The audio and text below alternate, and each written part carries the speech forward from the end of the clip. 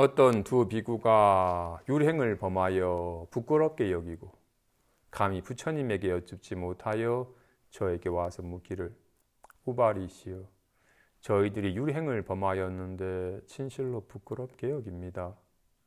감히 부처님에게 여쭙지 못하니 원컨대 저희들의 의심과 후회를 풀어서 이 허물을 면하게 하소서. 제가 곧장 그들에게 여겁하게 해설해 주는데 그때 유마일이 와서 저에게 말하기를 우발이여 이 두 비구의 죄를 거듭 늘리지 말고 곧바로 없애버려서 그 마음을 어지럽히지 말아야 합니다. 왜냐하면 저 죄의 성품은 안에 있지 않고 밖에 있지 않으며 중간에 있지 않기 때문입니다. 부처님께서 말씀하신 바와 같이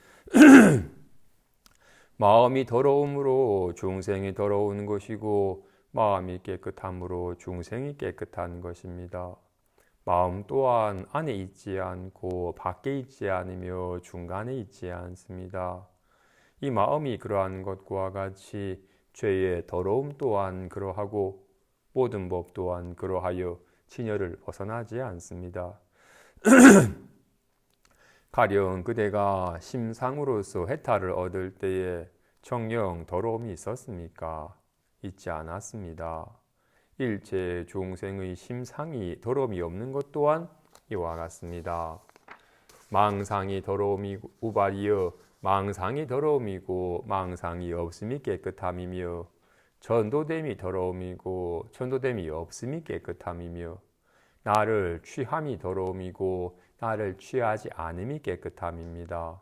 우발이여 일체법이 생멸하여 머무르지 않아서 마치 환과 같고 번개불과 같으며 모든 법이 서로 기다리지 않아서 한순간도 머무르지 않고 모든 법은 다 허망하게 보는 것이어서 꿈과 같고 불꽃과 같으며 물 위의 달과 같고 거울 속의 영상과 같으니 망상으로서 생긴 것입니다. 만 이것을 안다면 이것을 유를 받든다고 이름하며 만 이것을 안다면 이것을 잘 푼다고 이름합니다.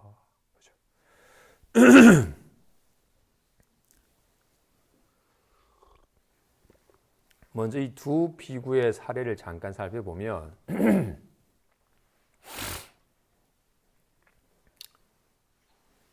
두 비구가 출가하여 수행을 하다가 정말로 우리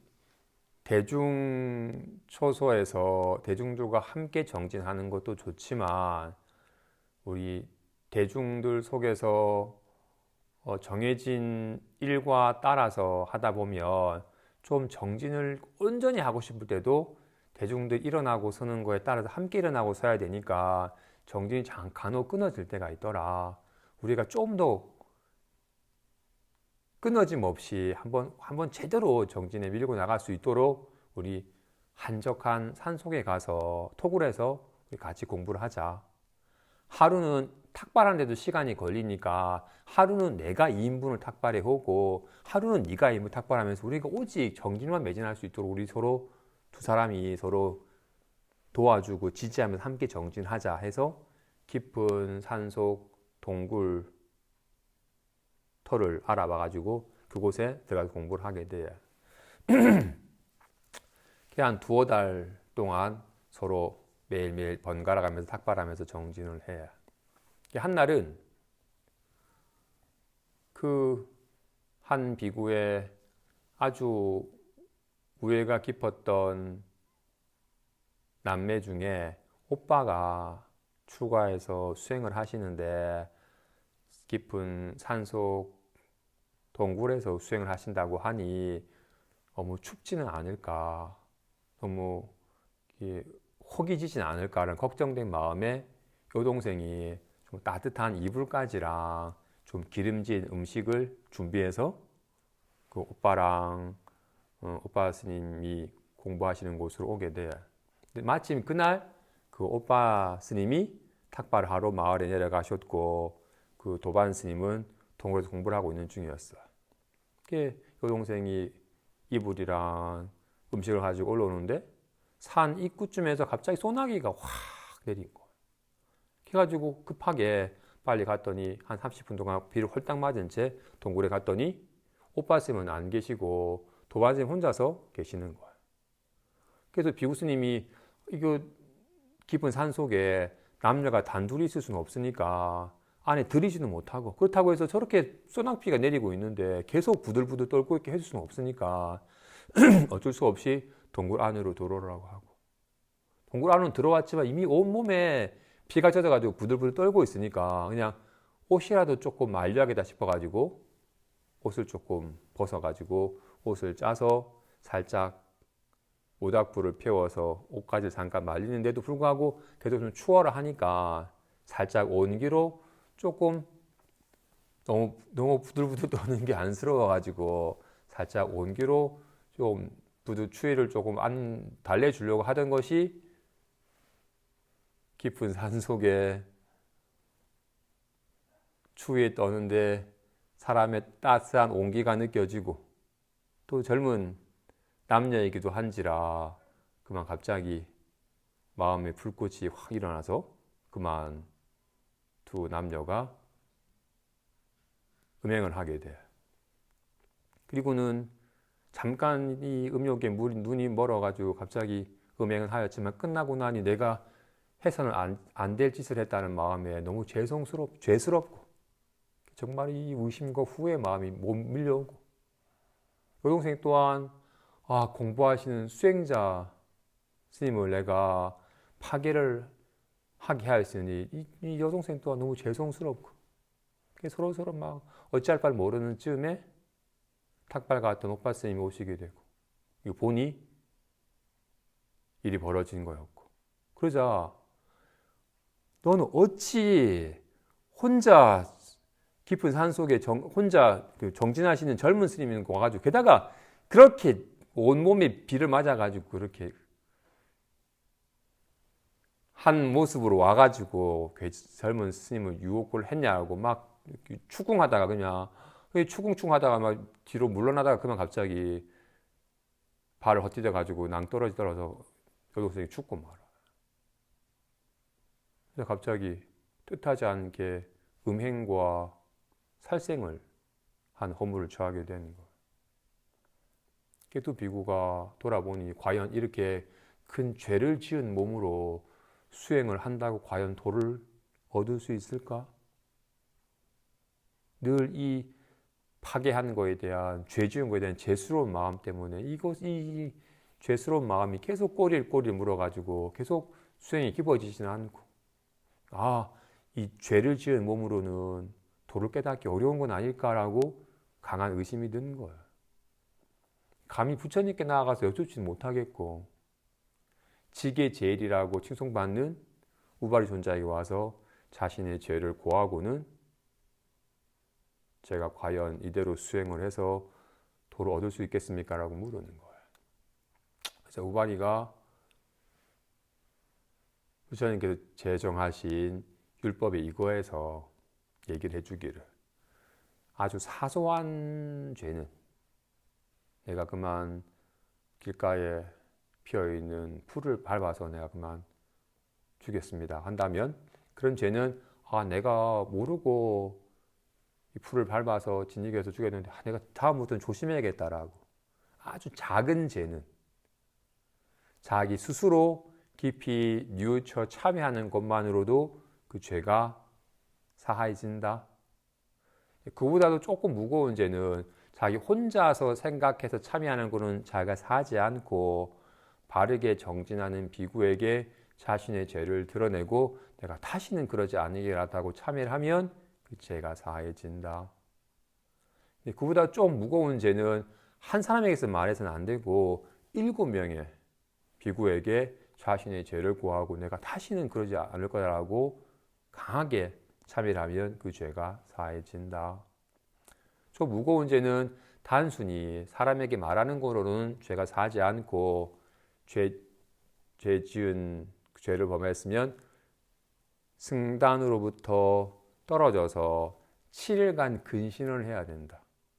대중들과 함께 말을 섞지도 못하고 대중들과 별거 대중으로서 7일간 근신을 해야 된다.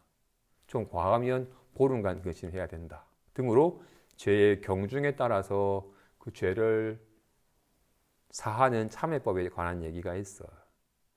근데 사바라라고 하는 음행을 하거나 살인을 하거나 큰 도둑질을 하거나 아란이 아니건만 아난이라고 말해가지고 큰 대망언을 하거나 하는 네 가지 정말 무거운 죄는 마치 바깥에 큰 죄를 취하면 사형을 처하는 것처럼 이건 단두죄이니 머리가 잘려난 자가 다시는 살아갈 수 없는 것과 같이 수행자로서 이 네 가지 죄를 범하면 이미 선근의 뿌리가 뽑힌 거기 때문에 이번 생에는 도를 계속 수행자로서의 수행의 길을 갈 수 없다라고 얘기를 하는 거예요. 그러자 유마일이 와서 우발이시여 저 두 비구의 죄를 더 늘리지 말고 곧바로 끊어 없애서 저들의 마음이 어지럽지 않게 해야 합니다. 지금 그대가 죄가 있어서 이 죄가 자꾸 수행을 방해한다고 하니 그 죄는 과연 어디에 있습니까? 안에 있습니까? 밖에 있습니까? 중간에 있습니까? 그 죄는 안에도 밖에도 중간에도 있지 않습니다. 다만 중생이 마음이 더러워서 더러운 사람이 되는 것이고 마음이 깨끗해서 깨끗한 사람이 되는 것이지 자체로 더럽고 깨끗함이 있는 게 아닙니다. 그리고 마음이라고 하는 것 또한 안에도 밖에도 중간에도 있지 않습니다. 그러니 죄의 성품 또한 그와 같이 어디에도 있지 않습니다. 뿐만 아니라 모든 법이 다 그와 같아서 어느 곳에 실체로서 있는 게 아닙니다. 다만 오직 진여의 작용으로서 환과 같이 나타나는 것일 뿐 실체가 있는 게 아닙니다. 지금 마치 가가 안에 있다 나왔겠어요? 밖에 있다 나타났겠어요? 중간에서 튀어나왔겠어요? 안에도 밖에도 중간에도 없어. 다만 이 마음의 작용으로 가가 환과 같이 나타나는 것일 뿐이지. 진실로 더럽다 깨끗하란 망상이 더러움이고 망상이 없음이 깨끗함이며 전도됨이 더러움이고 전도됨이 없음이 깨끗함이며 나를 취함이 더러움이고 나를 취하지 않음이 깨끗함입니다. 다만 더러움이라 미혹하여 호련히 망상을 일으키고는 이 망상을 망상인지 모르고 실제인 양 여기고서 내가 있고 이것이 있다고 집착하는 마음이 스스로를 더러움에 물들게 하는 것입니다. 진실로 한 법도 호련히 나타나도 호련히 사라지는지라 한 법도 머무르지 아니하니 정말로 꿈과 같고 번개불과 같습니다. 진실로 모든 것은 다 꿈과 같고 환과 같고 번개불과 같고 불꽃과 같고 정말로 물 위에 지금 달이 밝아서 저 연못에 리얼하게 달이 비치는데 리얼하게 비치지만 아무리 물속을 들어가서 취하여도 달을 취할 수 없듯이 거울의 영상이 리얼하게 있는데 아무리 거울을 뒤져봐도 실체가 있지 않듯이 모든 것은 다 리얼하게 나타나지만 한 법도 취할 수 없는 헛것임을 확연하게 아는 것이 유를 받드는 것이고 확연하게 아는 것이 허물을 푸는 길입니다. 계를 잘 지킨다라는 것, 부처님께서 말씀하신 그 규칙을 잘 지키는 것이 아니라 모든 것이 다 환임을 알아서 자신의 환의 마음에 물들지 않는 것이 계를 청정하게 지니는 것입니다. 혹 잘못하여 허물을 범하였다면 내가 또 망상이지 못하고 실제인 줄 알아가지고 괜히 탐하고 성내가지고 내가 큰 죄를 지었구나라는 걸 빨리 알아차리고 망상으로부터 자유로워지는 길이 허물에서 벗어나는 길입니다. 그러니 저 비구의 죄가 실제인 양 여겨서 그 죄에 더욱더 사로잡히게 하지 마십시오. 진실로 모든 것이 다 꿈과 같고 환과 같은 것이라서 실체가 아니니 그것을 실제인 양 여기고 사로잡히거나 실제인 양 끊어 없애거나 실제인 양 닦아서 청정하게 만들려고 하는 식으로 그들을 이끌지 마십시오. 라는 말에 두 비구가 진심으로 뉘우치는 마음으로 내가 잠깐 일어난 그 욕정의 마음에 속아가지고 잘 허락해가지고 하지 말아야 될 일을 하였으니 다시는 이런 환과 같은 욕정에 내가 물들지 않으리라. 늘 알아차려서 환과 같은 것이 나타나는 걸 알아서 더 이상 여기에 사로잡히지 않느니라 라는 강한 마음이 드는 것이 그들의 죄의 근원을 알아서 죄로부터 자유로워지는 길이라는 것을 일깨워주자 비로소 마음이 밝아져서 편안해졌으며 더욱더 정진에 매진했다고 합니다.